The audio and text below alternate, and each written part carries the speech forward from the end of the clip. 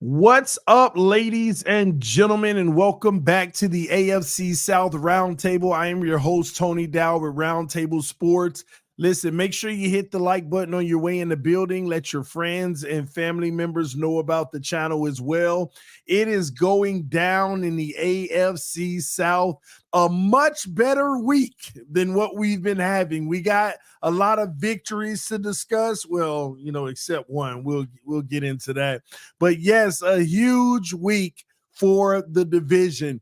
We're going to bring your host in. I know they're excited about it, but at the bottom in the basement, man, did we see this coming this season, ladies and gentlemen? I know I didn't. UCF Jaguars with the Jags. What's going on, man? How you feeling, bro? Oh man, it's hard to keep showing up every week, man. We are not only the bottom of the AFC South, we're not the bottom of the AFC, we're the bottom of the NFL, the only team without a win far. So we're kind of in blow it up mode, I feel like, because once you get to 0-4, there ain't no chance you're going to be making the playoffs. So we're kind of in this weird place where we actually been many times in our franchise history. We just didn't expect it to be this year. Wow, man. It's just tough, man. A lot of people didn't expect this, but hey, there's still time in the season to, get things back up and going. But hey, there is another team in the division that's coming off of one of the most impressive wins of the season in dominating fashion. Nobody saw this coming either, but Michael Bishop representing the Tennessee Titans, man. How you feeling this morning? TD, how you doing, man? Probably not too good, but, we'll just skip ahead of that. But, yeah, feels good to finally get in the win column. Yes, you are in the win column, and you got there in impressive fashion. We got to get into that game. I'm excited about talking about it. I can't wait. But then we have second place in the division, ladies and gentlemen. I know they're proud, getting a W against a divisional foe. Shout out to Derek Larger with the Indianapolis Colts. How you feeling, man? I feel great, man. Beating a 3-0 Pittsburgh team, doing what I do. I mean, hey, I'll take it any day of the week. I'm loving it over here.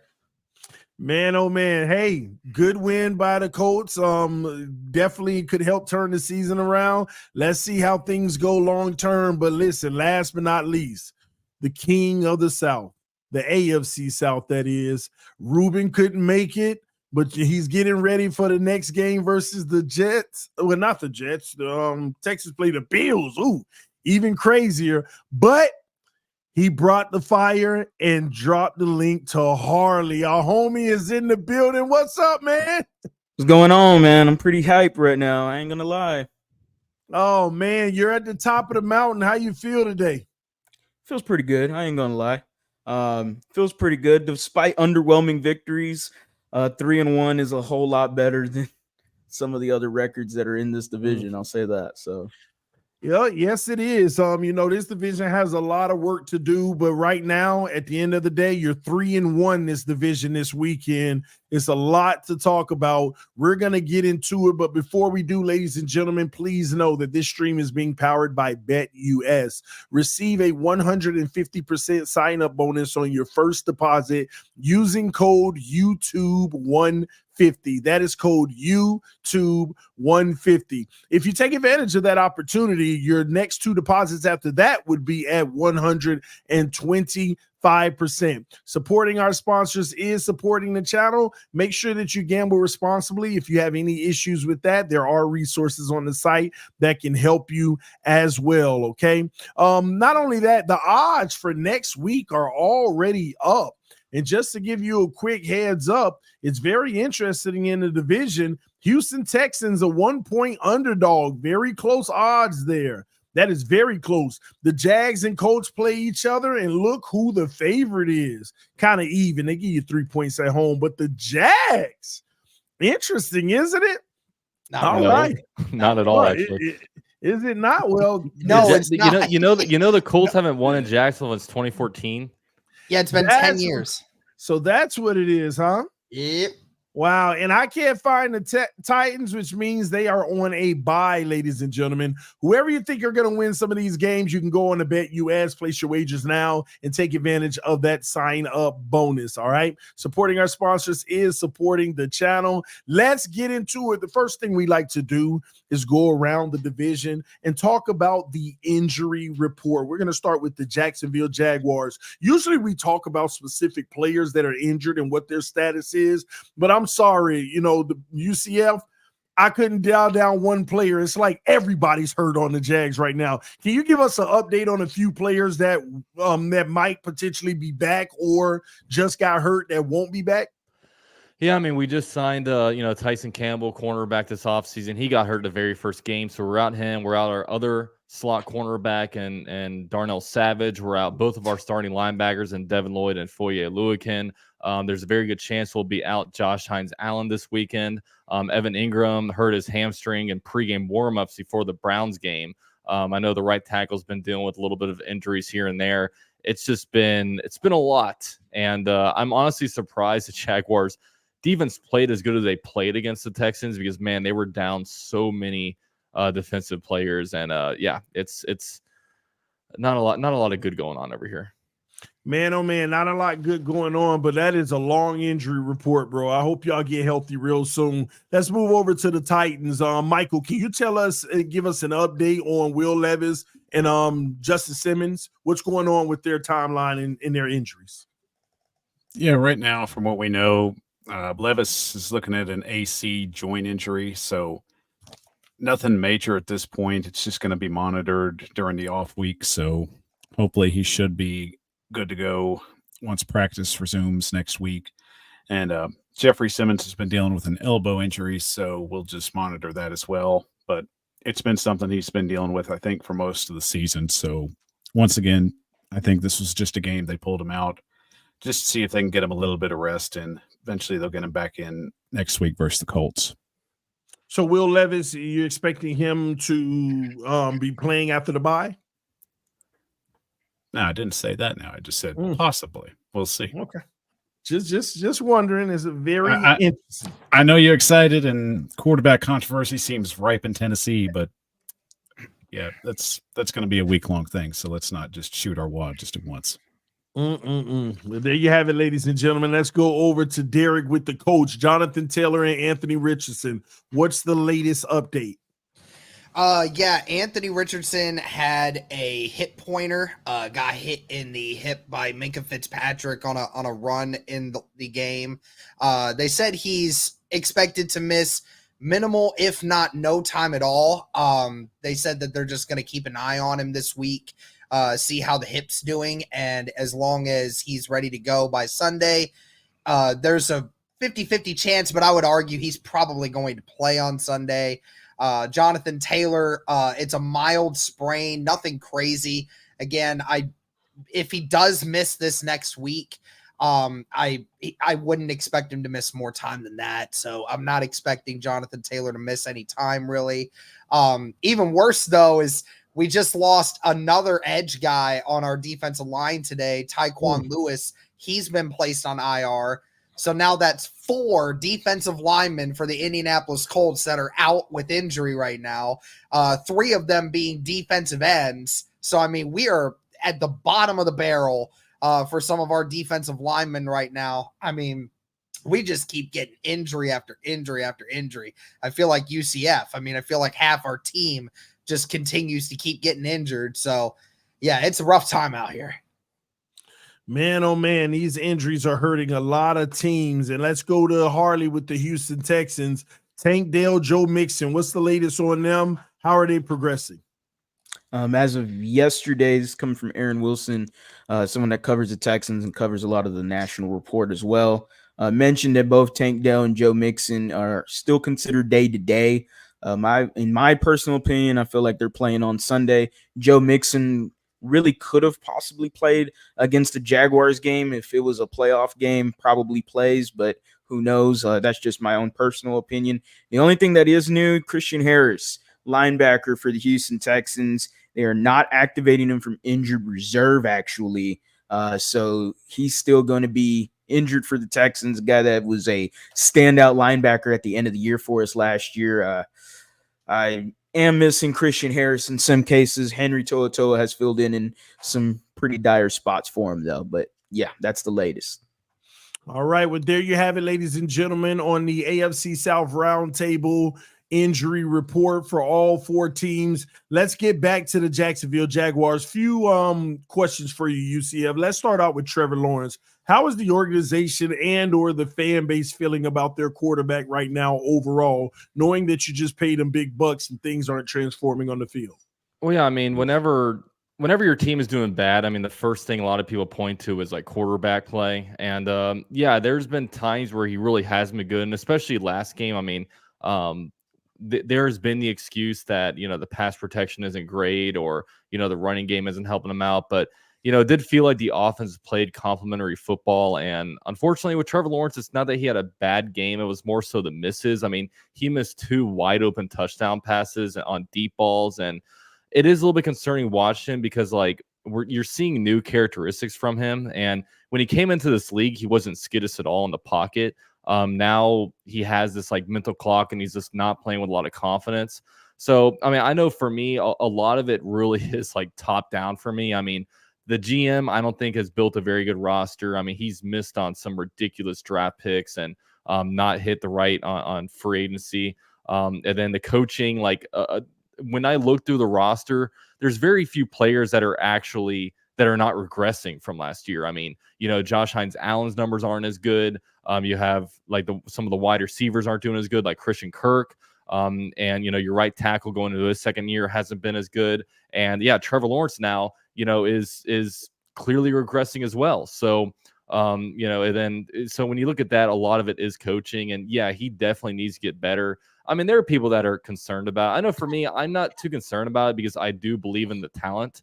I just think that they got to put got to give him the right coaching, got to put him in the right situation, because the Jaguars situational coaching is it's not good. I mean, we had a guy have a 56-yard run. The Jaguars go down to the 2-yard line, and they give it to that same guy 2 plays in a row. And then they decide to do a quarterback draw when we haven't done a quarterback draw all year on a 4th down. So the Jaguars situational coaching isn't good. And it comes down to the whole team. I mean, there's a lot of players that are regressing. I'm not too worried about Trevor Lawrence, but I worry that we have 13 games left and we don't have any answers internally on how to, I guess, change him around and how to change the team around him as well. Well, quick question in regards to Trevor Lawrence and the rest of the division. Now, how would you rank him? The best, number 2, number 3, number 4, number 5. How would you rank Trevor? Well, I mean, obviously CJ Stroud's number 1, but it's not like Anthony Richardson's been all that impressive. He's been throwing some terrible picks. The first win for the Titans came in when Mason Rudolph was playing quarterback and threw 80 yards passing. I mean, until these other guys get over him, I'd still put him at number 2. Okay. Interesting. Hunter Peterson said, "Let's go Colts." All right. I said, they're getting some love. All right. I'm going to come back to you, UCF, and ask about coaching in a moment. But before I do, let's go to the Titans real quick. Can you tell me, at this point, let's have this conversation for a little here. At this point, let's have a transparent conversation about Will Levis, because you got Mason Rudolph coming in. Some would argue looking better than Will has looked all season. Where are the Titans with Will Levis right now? The fan base, where are they? Do they believe in this kid? I think with the fan base, it's kind of split down the middle at this point. You have some that want to see Will Levis go out and try and perform and get better. I mean, really kind of treat this as his rookie year. But, with the turnovers and just the inconsistency that he's shown, it's really hard to sell that narrative to a fan base that's just really excited to get a quarterback in play and see if he can be the guy and invest in him long term. The thing with Mason Rudolph is, the experience he has and the way he was able to orchestrate the offense and basically just methodically drive them down the field last night. It just shows that kind of experience is what the Titans have been lacking at the quarterback position. Realistically, I know a lot of people are going to consider the fact that, Rudolph's in a situation to where he could have this job if he wanted it, if they can continue to play at this level and win games. But I mean, the real question is, what is the Titan fan base looking for? Are we looking to win right now, or are we looking to try and actually figure out what we have in Will Levis?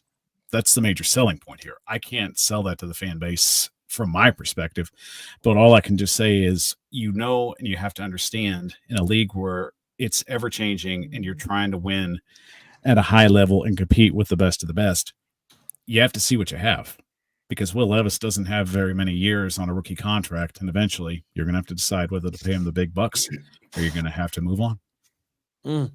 Very interesting times, because it makes you wonder, do you want to win now, or do you want to evaluate Levis? Should you start Mason Rudolph moving forward and see if he can continue with some momentum? Because a lot of people talk about he only had a few yards, but he was very efficient, in my opinion, in the game. Is there any rumblings about maybe giving Mason Rudolph a look with this roster?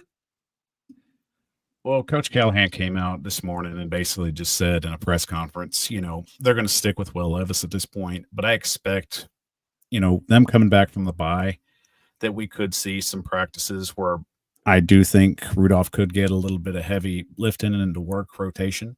We could see him actually getting some snaps with the first team just to see if, there's anything that could help move this team forward. But I would have to say, Callie's going to stick close to his principles. They don't want to make a move at this point. They really want to try and invest in Will Levis and see if he can move forward and progress as a quarterback. What we've seen definitely is the very much sense of what a rookie quarterback's going through, learning a system, learning the reads. And I think that's one thing Will Levis has got to continue to improve on, protecting the football and really learning how to read a defense properly. So do you think he's the worst starting quarterback in the division, or does that belong to someone else at this point? I think right now with Will Levis's turnovers, you can label him easily the worst quarterback in the division right now. But with a lot of football left to play, and if they're going to invest in him long term, I mean, that could traject up. It just depends on how willing he's looking forward to get that opportunity and see if he can progress on it going forward. All right. Thank you so much. Lewis said Texans have the top 2 quarterbacks in the AFC South. We aren't at a funeral, fellas. If you're going to be this depressing, I'll go watch the vice presidential debate. Barf. Wow. Yeah, 0-4 is fun. Yeah. It doesn't help that you start with the bottom feeders of the division, okay? That's basically what's up. Man. Take it easy, Derek. You almost lost to the Steelers. Almost lost to the Steelers, who were 3-0 to go into this week. Oh, okay. Congrats. Yeah, you heard what I said. Yeah, your offense made me want to fall asleep last night. Hey, Flacco saved the day. Joe Flacco. Guys, okay. Well, speaking of that, Derek, let's go that way. How is everyone feeling about Anthony Richardson right now? And same thing with the Titans. Is Joe Flacco a better option at this point? I mean, what's going on? Again, yes, if you want to try to win more games this season, then obviously you would go with Flacco. But the problem is it's still the same issue right now. I mean, Michael can probably attest to this. If you do that and you put the backup in for the entirety of the season, you don't develop the quarterback that you drafted. And then when that guy either is a backup again next year or he retires, like what Flacco's probably about to do after this year, then what are you left with? You left with a quarterback still on the roster that you didn't develop because you didn't sit it. You sat him. You didn't let him develop. You didn't let him get those snaps. And you can't definitively know if he's going to be the guy going forward or not, because he's not going to get the reps. So yes, if you wanted to win more games and have a more immediate success, then yes, you would go with Joe Flacco. But in the long term, that does nothing to help your franchise. Nothing. Yeah. Talking about starting Joe Flacco over Anthony Richardson shouldn't even be a talking point. I mean, it's not. What are we doing here? Why don't be a dumb fan base and bring up stupid talking points. It's clear you got to play Anthony Richardson. He was like number 4 overall pick. Yeah, he's got all the potential. 4 overall pick. It's like it's the same crap with what Carolina did. We all agreed that it was a dumb decision to do. But is he playing like the number 4 overall pick? That's the question. At this moment, no, TD. But he's had 21 starts. Well, Derek, let me ask you this. Derek, let me jump in real quick, Derek. Derek, let me ask you this. why in the hell does your coach put him back in the game when he was clearly hurt in the first place? I know. That's just bad player I management. sat there and I wondered the same thing. I'm like, listen, even if Anthony Richardson told you, hey, I'm good, like I don't feel any problems. The first play that you run is an RPO. Like, yeah, I agree. It wasn't Shane Steichen's decision to pull it and run. That was on Anthony Richardson. But you're right. Like, I felt like in that sort of scenario, that shouldn't have been the play that you ran, where you should have been giving the ball to either Jonathan Taylor or having Anthony Richardson back, dissecting and throwing. That's what you should have done. It was a ill-advised play call that should have been better managed in that situation. And again, Anthony Richardson could have gone back into the game if they wanted to. But again, it's a long season and you were already up 17-0, almost about to be into halftime. So there was no point in putting him back in there when you were clearly winning the game. You were clearly still winning the game even when he wasn't in there. So it wasn't worth, potentially getting him hurt even more. So it was just to be safe. But yeah, I agree. I was dumbfounded when after the game, looking back on it and being like, yeah, that probably wasn't the smartest decision that Shane Steichen could have made. Well, Anthony Richardson is brittle. UCF, y'all need to bring someone like a Joe Flacco into the building for the love of God. Oh, man. Is it brittle or is it just the fact that he takes unnecessary shots when he shouldn't be? Right? Like, I think that's the issue we're having here is it's not the brittleness. I mean, anyone takes a helmet to the side and into their hip. They're going like your boy Dan. I was over there on Twitter yelling at him during the game. I'm like, Dan, you take a helmet to the hip and tell me you're not like in physical therapy for a year after that. Like, I mean, it's something where Anthony Richardson should have slid 5 yards prior to in that play, and that hit never would have happened. And that's the issue we come up with. So the chat, the chat not vibing with it. They're going off on Anthony Richardson saying he's no good. And you know what? I'm gonna oblige the chat right now, and I'm gonna ask a difficult question.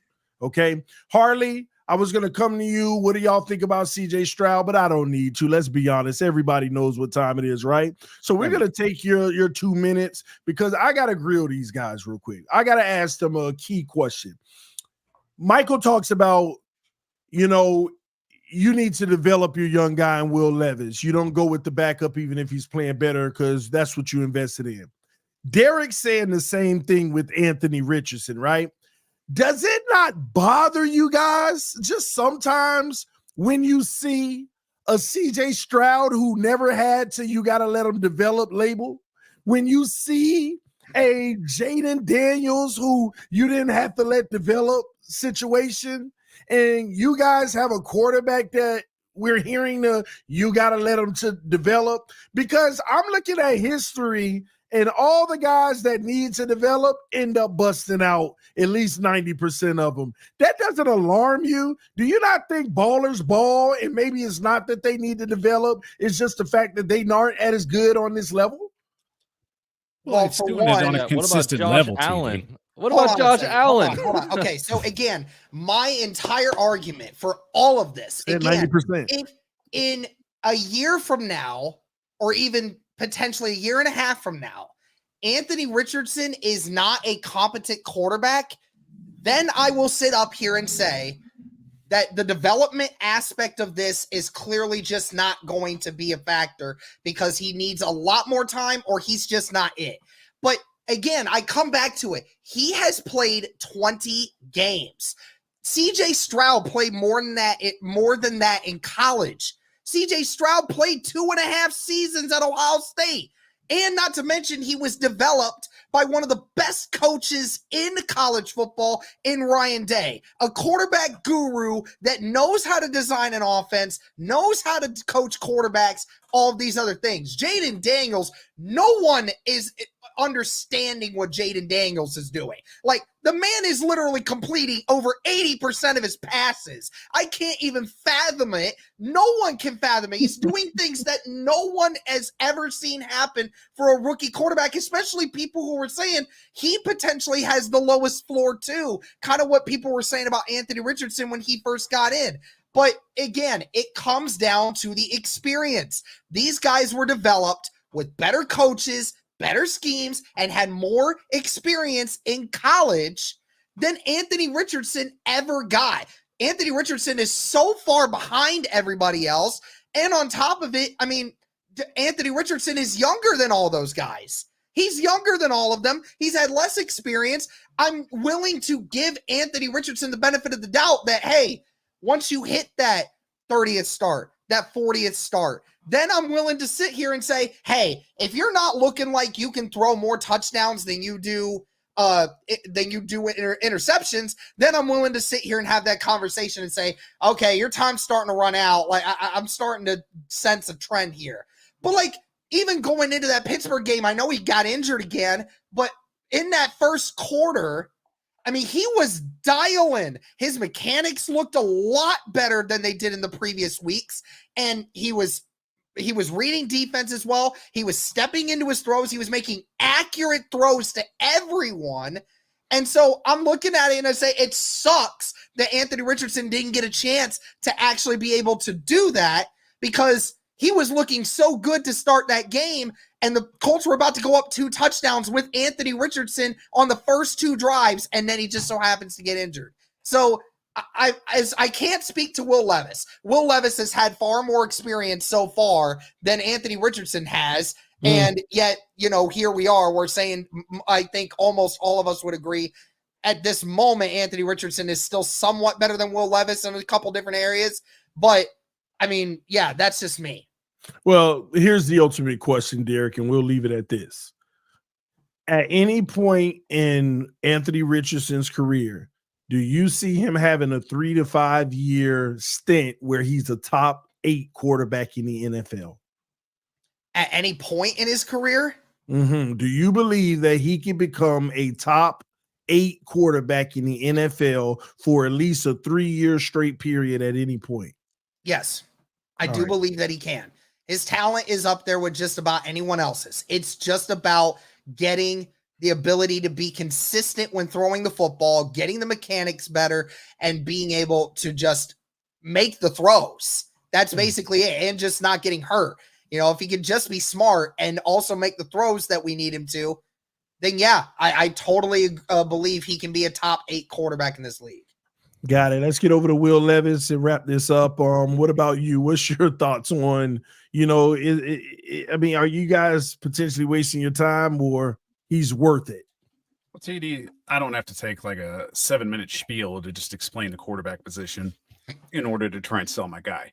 The biggest thing we're forgetting here is, you know, Peyton Manning had to be set up with a offensive-minded coach in order to get the best out of him. Tom Brady didn't officially start playing until year 2 and was already developed under a very quarterback-heavy related offensive coordinator. And you also have to look at Drew Brees. Went into a really great situation with New Orleans with Sean Payton. Every situation's different. Everywhere you go, in every situation with a quarterback and an offensive coordinator and a head coach, it's all a perfect marriage, and it's about timing. You know, the Texans right now is basically the setup of great timing, great coaching, and just a good setup. You know, you could say the same for Jacksonville, but right now it's just kind of falling apart. But, you know, eventually we'll see how that goes. But it's all about just where you're put, where you're set up, who you're set up with. Not every situation's the same. Yeah. You know, in the case of Will Levis, Brian Callahan's had extensive experience with quarterbacks across the league that have had success. The thing is, it depends on how hard the quarterback's going to work. It depends on the system. It depends on the playmakers around him. And also depends on sometimes the GM. If you're not giving your quarterback the necessities that he needs, then he's not going to be successful. Now, granted, Will Levis, as I said, you can consider this really his rookie year. Is he going to progress going forward? You'll just have to throw him out there and let him find out. Sometimes that's the case. but not every quarterback goes out there and finds success automatically. I mean, take the Dolphins, for example. How many quarterbacks have you guys gone through since Dan Marino's retired? 30. It's not that easy.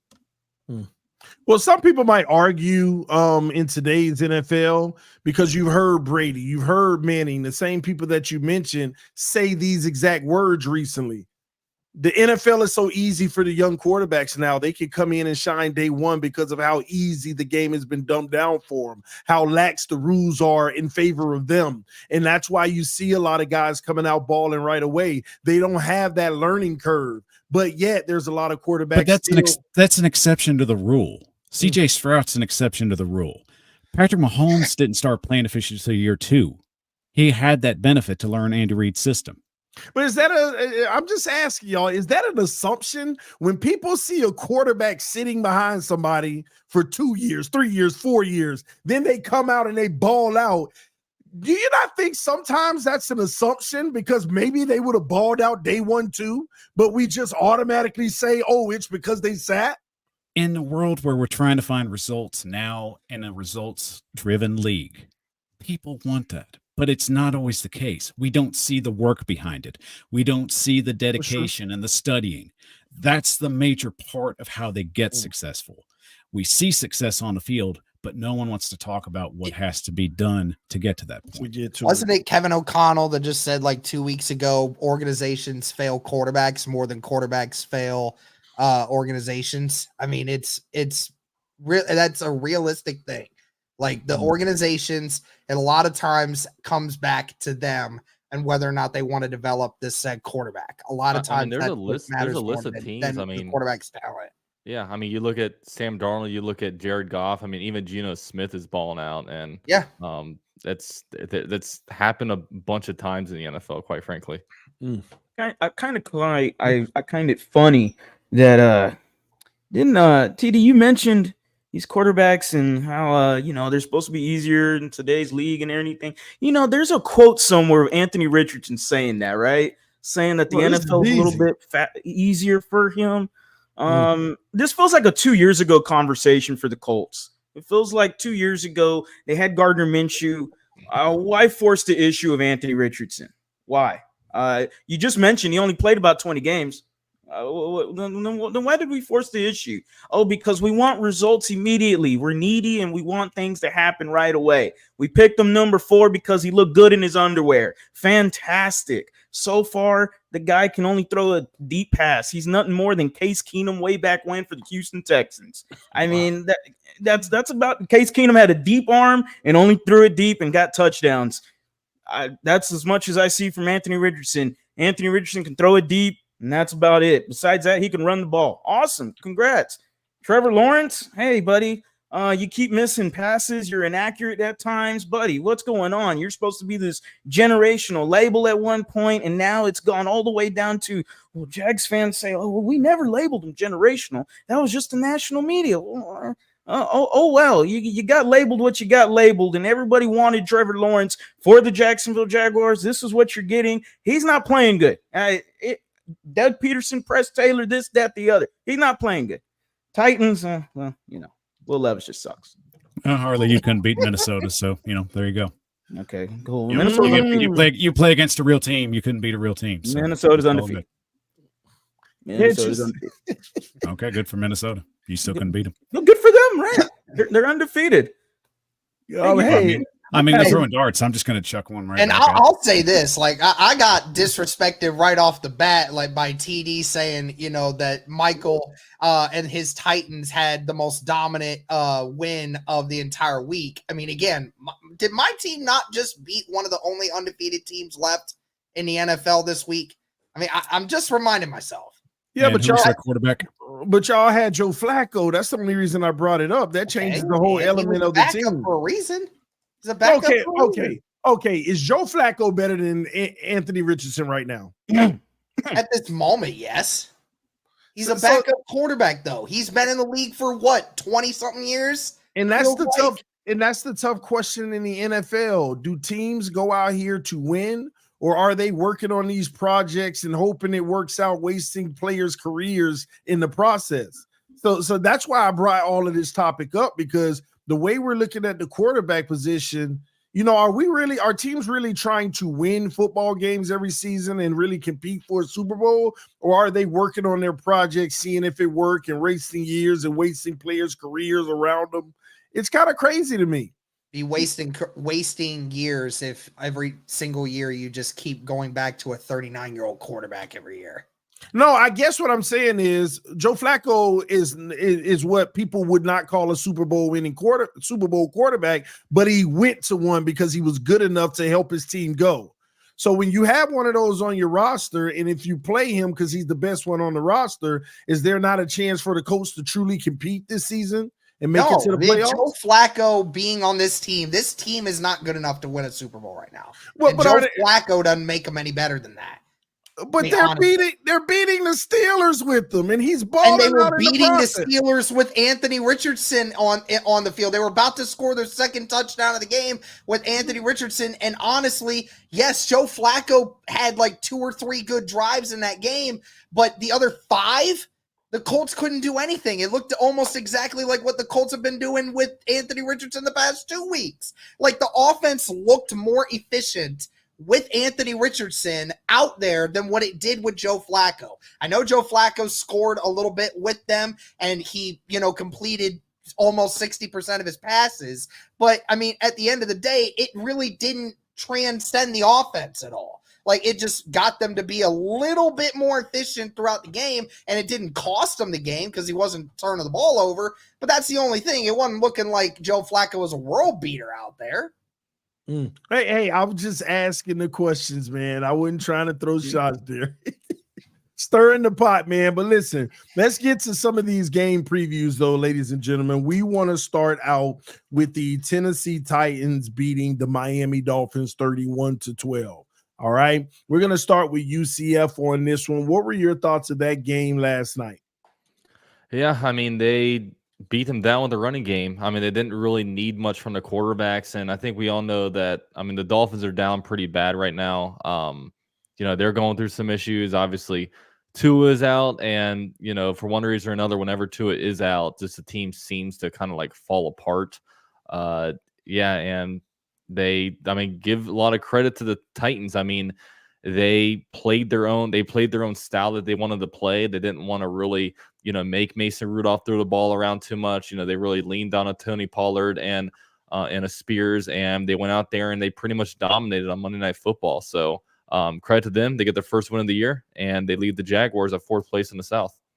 Wow. And I'm going to get to the super chats in just a moment, ladies and gentlemen, after this game recap. Derek, what was your take on that Tennessee beatdown of the Dolphins?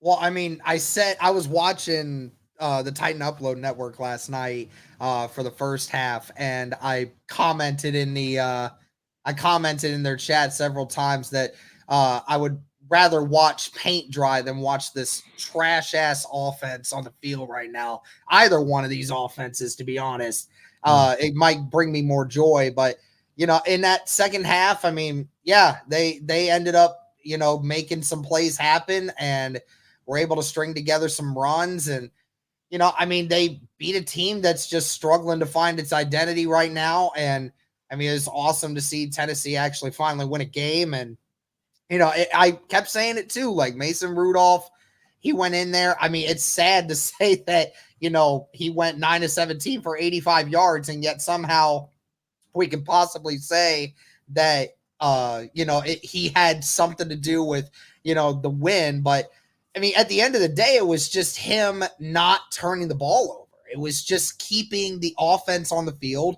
And even when it didn't, at least Tennessee wasn't giving the Dolphins the ball right back on their side of the field like Will Levis occasionally does for other teams. And that just resulted in Tennessee's defense was just good enough to keep the Dolphins at bay. And, that just resulted in them ended up winning.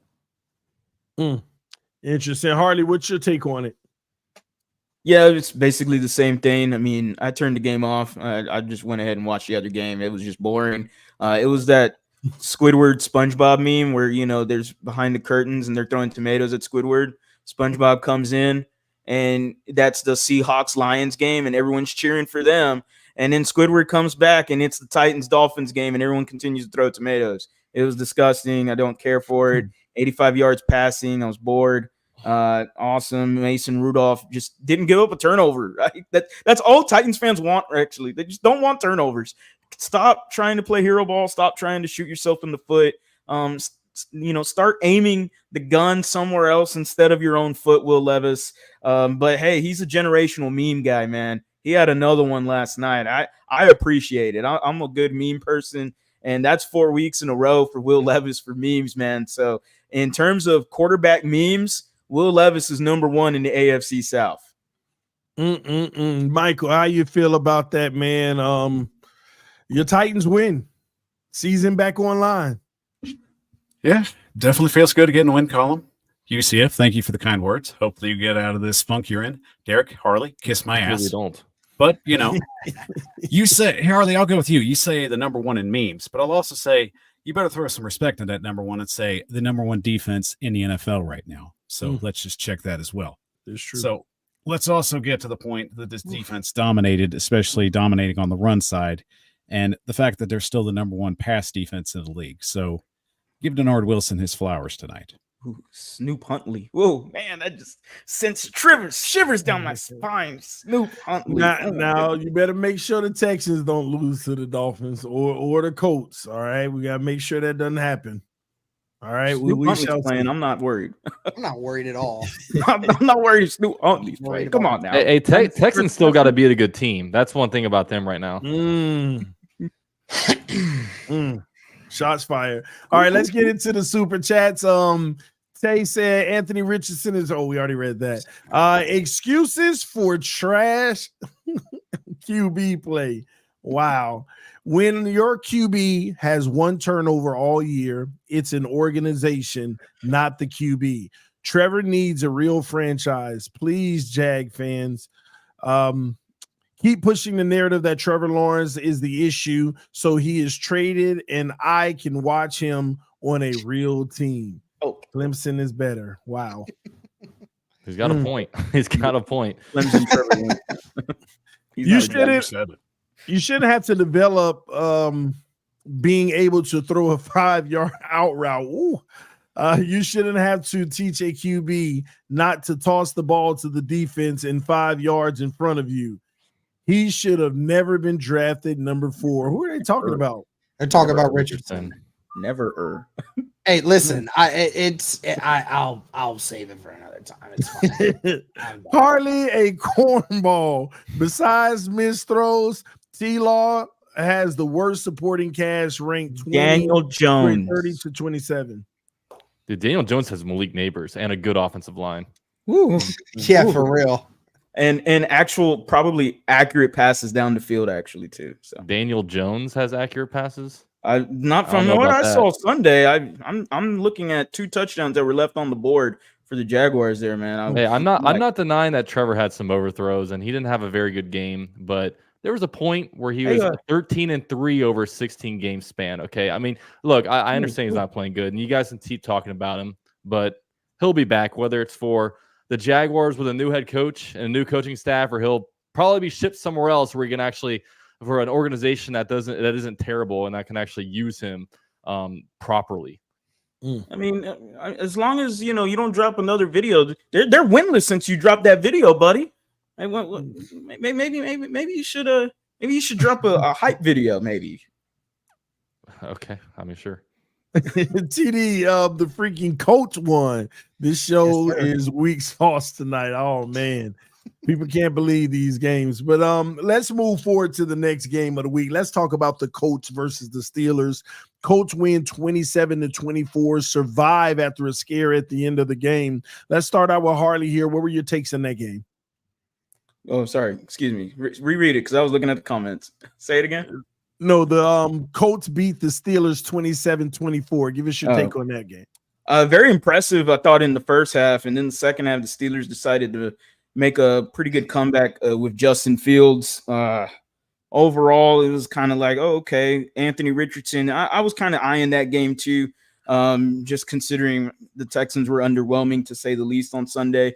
I was kind of eyeing that game, just division teams and everything. And Anthony Richardson didn't look so bad, actually. The injury, whatever, that was just a head scratcher for me. I'm like, okay, why did we put him back in? And then you're going to, and I know Derek, you mentioned that he probably just took the run on himself. So it is what it is. But I mean, come on. You let the Steelers come back on you. I know they're 3-0, but it just doesn't feel like a legitimate 3-0 team. And it seems like we say this every year with the Steelers because of Mike Tomlin. I get it, but I'm just not very high on the Justin Fields Steelers team. This was the same Steelers team that was undefeated last year, and the Texans mollywopped them at home last year. So I don't see much different there. So, man, oh man, Michael Bishop, talk to us. What the hell is up with this 1890s speech? Mollywopping? Wait, flagging Snooten next? I don't know. I heard it got in my head because UCF said it. I don't know. I've never said that. Oh, so you're just going to pick up and run with it thinking you're going to be cool. So, I've never said that in my life. Mollywops. Oh, well. I mean, the Colts game, I flipped in between, like, Harley said, I was checking out the division games because it's kind of nice not having to worry about having a game till the next day. So, Colts were playing pretty good, especially in the beginning of the game. I really felt at times they were just giving up some easy plays with Justin Fields regardless. But, I'll give props to Joe Flacco. When they needed somebody to come in and be reliable, old man could come in and still ball. Flacco. UCF, talk to us. Yeah, I mean, probably not the type of victory maybe the Colts fans would want it. I mean, obviously they'd probably rather Anthony Richardson lead the charge on this win, but yeah, they pulled it out. They put a bunch of points on the board. I think the Steelers definitely spotted them with a couple of pretty weird and bad turnovers, especially one where literally George Pickens forced himself to fumble by playing some undisciplined football right there at the 5-yard line. Yeah. But yeah, I mean, the Colts, look, they held on. I know the Steelers tried to come back a little bit later. They couldn't really get the deal done. And yeah, the Colts came out victorious. I think this is one where, I thought the Colts when they played the Bears, it was kind of a game where honestly neither team really deserved the win. But I think with this one, the Colts did battle and the Colts did earn this one. So yeah, the Colts, they're 2-2, one game out of first place right now. All right, one game out of first place, and Derek said best O-line in the NFL is the Indianapolis. Y has 0 sacks and only 2 tackles. I called the win last week. Now I'm broke. Go Colts. All right, Derek, take it away. How did you all do it? How do you feel about it? Again, it's are they actually a legit 3-0? I mean, are they really that good? They gave up 26 points going into that game in the first 3 weeks, and the Indianapolis Colts scored 27. They scored more points on the Steelers in this game than the Steelers had given up the previous 3 weeks prior to that. And they played some decent offenses. Not a couple of them they haven't, but there was at least 1 or 2 really good offenses in there that they have played and have almost shut down. And like my guy Paul said, TJ Watt was a non-factor in the game. A non-factor. How many teams can actually go out there and say, oh, he was a non-factor in the game? Only so many times you can count it easily on one hand for that. So TJ Watt, non-factor in the game.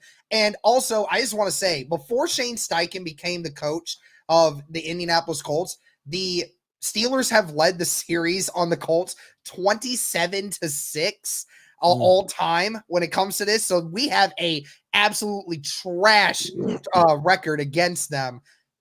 Shane Steichen in 2 years has beaten the Steelers twice.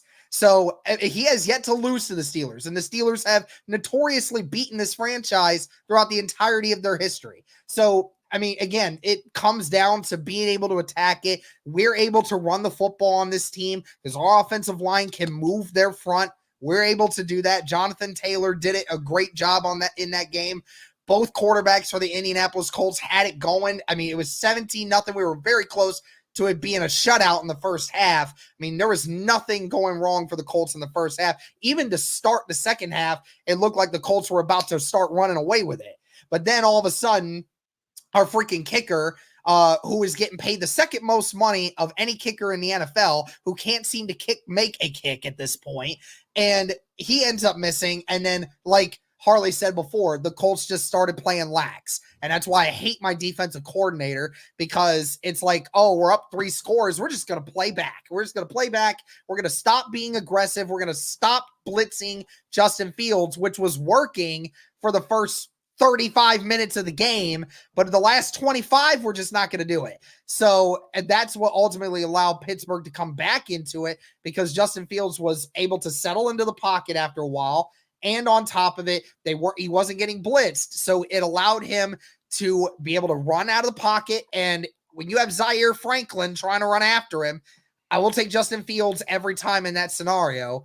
So, I mean, again, I really enjoyed the game. I mean, I knew it was going to be a close one. I that whole time sitting up 17-0, I'm sitting there like, oh, this is still going to be close. I know it for a fact. And sure enough, it freaking was. So, I mean, I'm just super happy that we got the win. I just hope that some of my players are actually going to come back. It's a great win going into this next stretch, because we have a very favorable schedule for the next 3 weeks, but who knows what's going to happen at this point. So is that 2-2? 2-2. All right. 500.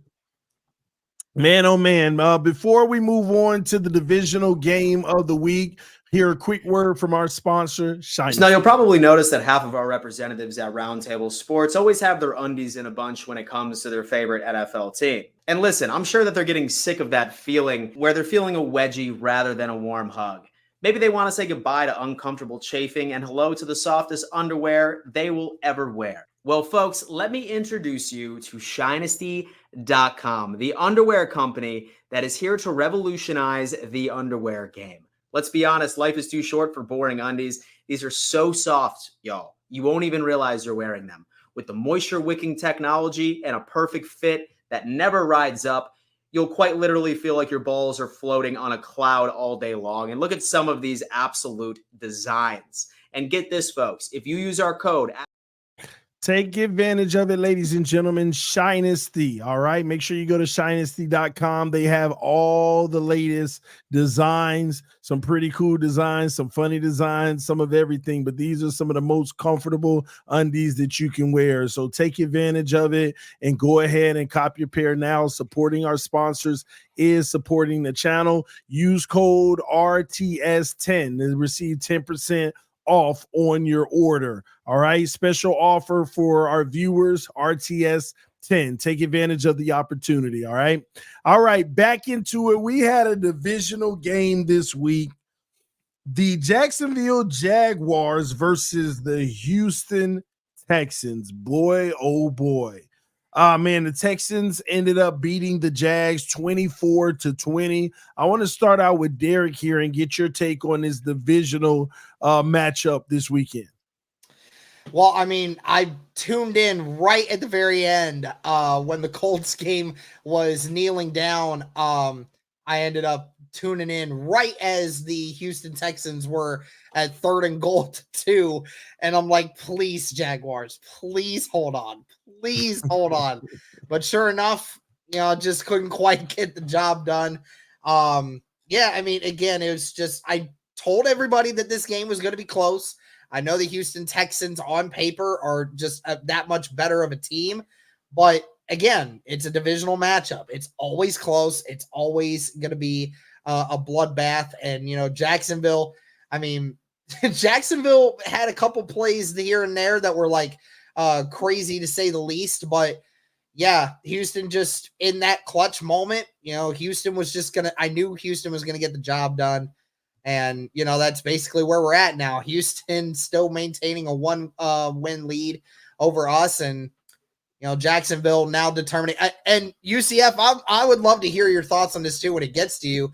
I saw Warren Sharp's tweet about Jordan Schultz on his podcast talking about how he talked to some of the guys in the locker room and how he's saying that the season is pretty much done for Peterson at this point.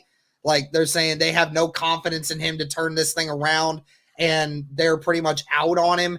And, that's basically it. So, I mean, look, if that's the situation we're in, then that's even more the reason why the Colts are going to lose on Sunday, because we saw this happen just 3 years ago. But nevertheless, it's definitely not off to a good start for Jacksonville here. Man, oh man, we'll go to UCF in a moment. But Michael, what's your quick take on this one?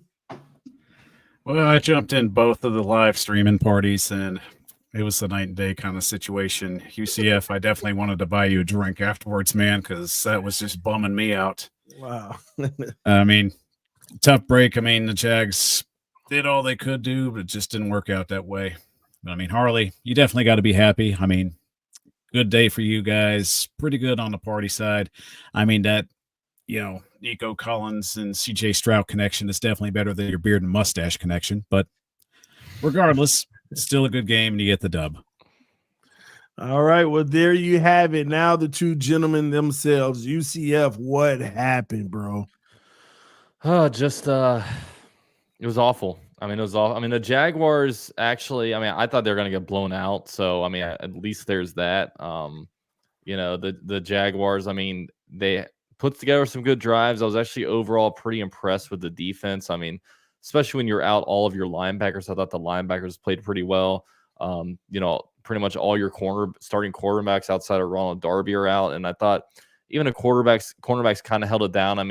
The CJ Stroud and Nico Collins, that duo is pretty lethal for sure. And that definitely got us a lot of the games. But, they were forcing some 3-and-outs. I know CJ Stroud, he had over 300 yards passing, but, I think even Harley can say that he definitely didn't have his best game.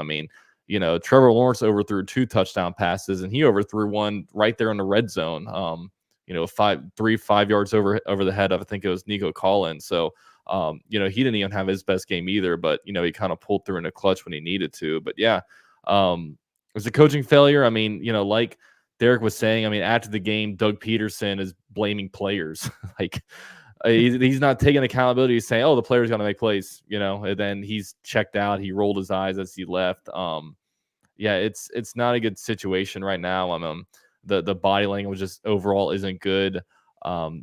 There's a lot of things to say. It sucked that the Jaguars have this really, really highly drafted and a very expensive defensive line, and they just couldn't get any pressure on the quarterback. As injured as the linebackers and cornerbacks are, your defensive line room isn't injured, and you couldn't go out there and get pressure. So it's a lot. And like I said, the Jaguars are organizational failure. From the very top, where the Jacksonville Jaguars were a terrible organization, then the GM hasn't done a good job about putting things in place. And the GM also just happens to be the vice president of football operations. Everything runs through him, and he never has a good relationship with coaches throughout his whole entire tenure in San Francisco and Jacksonville. Then, Doug Peterson, the players aren't playing for him. But then it goes down to the players. The players aren't executing. I think there's only 3 players that have gotten better from last year to this year, and it's mostly like guys going from the first year to second year. It's a really, really bad situation right now. And yeah, at this point, we're kind of debating: do we want to go like 3-14, or is it better to go with 8-9? For me, I'd rather go like 3-14 and just be bottom of the barrel, fire everybody, get the good draft pick, because if you go 8-9, that's in no man's land. And knowing Shad Khan, he would probably keep this crew around by then, because I was like, oh, look, they won 6 of their last 8 games. They're on an upward trend. It's like, no, you're an idiot. Get these guys out of here. It's whatever. We suck. It's fine. Oh man, tough circumstances. Are you the last 0-4 team in the NFL? Yeah, it's the only winless team. Only us, baby. It's our spot to lose now. Wow, could you imagine if you did have the number 1 overall pick? Is there a guarantee you're trading out of that spot because of the quarterback situation? Yeah, we're gonna spend $275 million on a quarterback than trade. Yeah, that's real smart. Man, oh man. Talk to us, Harley. You guys were the victors. How did you do it, and how did you like it? It's just another underwhelming victory for the Houston Texans. This is just, again, the Colts game. I thought, okay, this is a decent game to start off in week 1 for the Texans offensively. On paper, though, you got arguably, a trio of wide receivers that you just haven't really utilized to the best abilities, whether it's Bobby Slowick, whatever it is with him going on in the Texans offense. It's been tough, man. And the Bears game, super underwhelming. Vikings, you just got slapped in the face and you never woke up. And then the Jags game, again, another underwhelming performance. I mentioned 2 missed throws from Trevor Lawrence that should have been touchdowns, 12 penalties for 93 yards. Like, can we stop aiming the gun at our foot? Can we stop, please? Like, less false starts. Awesome. Now all of a sudden, legal man downfields, and we got holding penalties now. And I'm like, all right, great. Another week of just bad offensive line play. Another week of penalties from the offensive line. I mean, this is going to come down to D'Amico. This is going to come down to Bobby Slowick. This is going to come down to Chris Strausser, the offensive lines coach. There's just so much going on for a team that was hyped up so much this offseason, for a team that wanted to enter themselves into that upper category. They're nowhere. Ooh, hit my mic. They're nowhere near that category at all. And look, Bill's coming in next week, man. You continue to play like that, just expect that Vikings game 2.0. Man, oh man, well, there you have it, ladies and gentlemen. The game recaps for week 4 are in the books. Man, the Houston Texans 3-1, correct? Yes. Indianapolis Colts 2-2. The Tennessee Titans 1-4. 1-3. 1-3. Sorry, I can't get ahead of myself. And the Jacksonville Jaguars 0-4. All right. Before we get out of here, real quick, where's Ruben at? This Harley dude is annoying. Wow. Doing my job. If the Jags lose to the Colts, is it time to fire everyone? Oh yeah, 100%. The time to fire everybody was yesterday. If you as a coach allow yourself to ruin the curse of the Jaguars versus the Colts, you deserve to be fired. Man, oh man. Well, thank you all so much for tuning in to the AFC South Roundtable. In a couple of days, we will be dropping the preview video for week 5, giving our scores and predictions. We love you all. We will see you soon. This division is definitely heating up, and it's definitely not what we expected preseason. We love you all. We'll see you soon. Peace. We are out. Roundtable Sports Network brings you NFL divisional debate coverage on a weekly basis from your favorite content creators across YouTube. Featuring the AFC East Roundtable live Monday and Wednesday evenings. The AFC South Roundtable live Tuesdays at 7 p.m. EST. The NFC South Roundtable live Tuesdays at 7 p.m. EST. The NFC West Roundtable live Tuesdays at 9 p.m. EST. The AFC West Roundtable live Tuesdays at 9 p.m. EST. The NFC North Roundtable live Wednesdays at 6 p.m. EST. The AFC North Roundtable live Wednesdays at 6 p.m. EST. The NFC East Roundtable live Thursdays at 6 p.m. EST. Roundtable Sports. Real coverage from real fans.